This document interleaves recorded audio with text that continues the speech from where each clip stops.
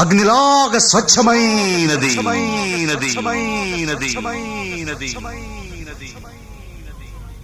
గుండెల్లో గాయమేమో చల్లంగా మానిపోయే మాయ చేసే ఆ మాయే ప్రేమాయే.